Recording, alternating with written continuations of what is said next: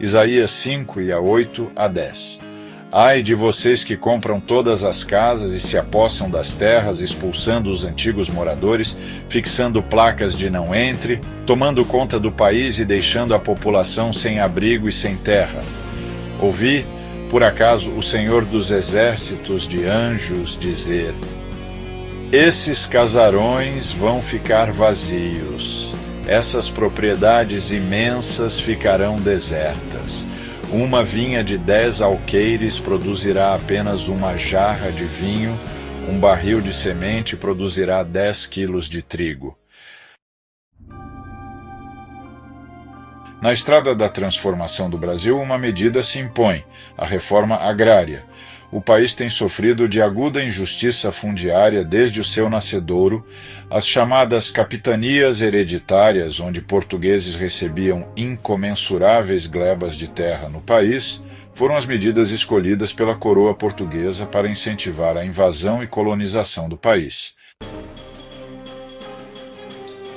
Desde então, a nação brasileira sofre a desdita de ver grande parte de seu ativo fundiário na mão de poucos proprietários, isso sem contar que muitos destes proprietários galgaram essa posição por meios violentos e ilegais.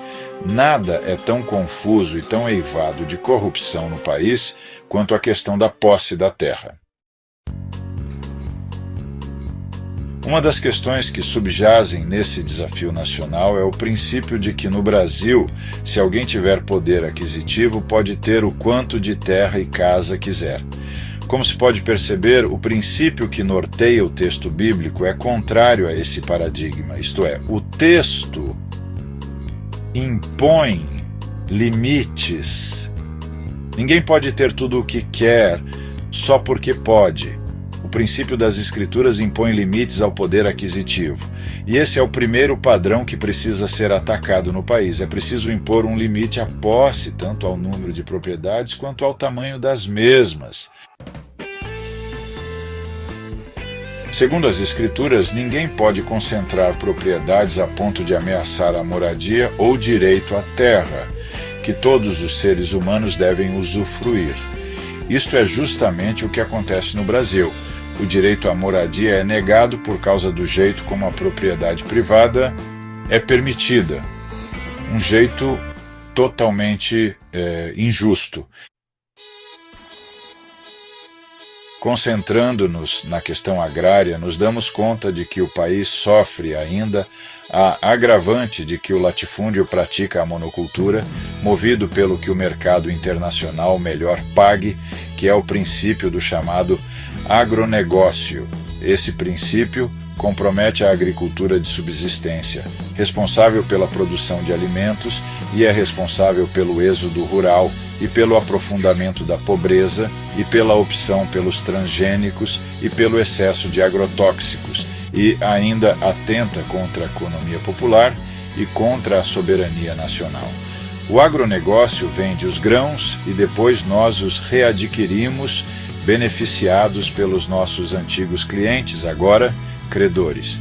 E tem a questão dos transgênicos, porque acabamos por pagar royalties por algo em que até então éramos soberanos, as sementes, por exemplo.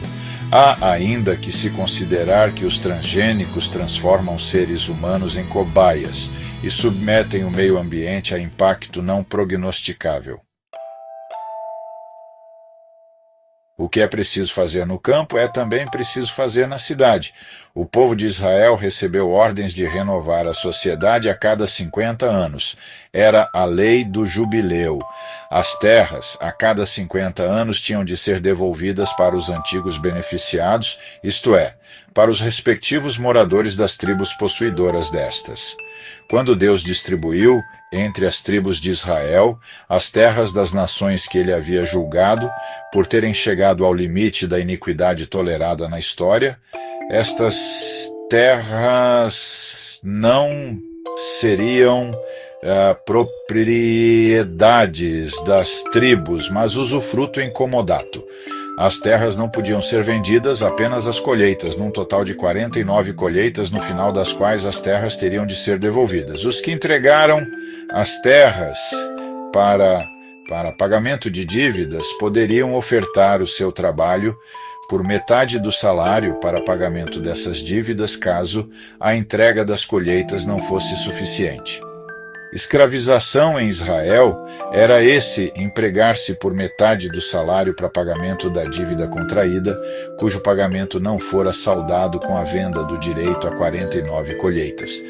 Esse tipo de relacionamento empregatício tinha um prazo de 7 anos, após o que o trabalhador tinha de ser liberado e suas dívidas perdoadas. A acumulação de terras era proibida em Israel. O profeta Isaías estendeu esse princípio também para a realidade urbana. No texto, Deus passa a utilizar na cidade a mesma lógica aplicada para a realidade rural.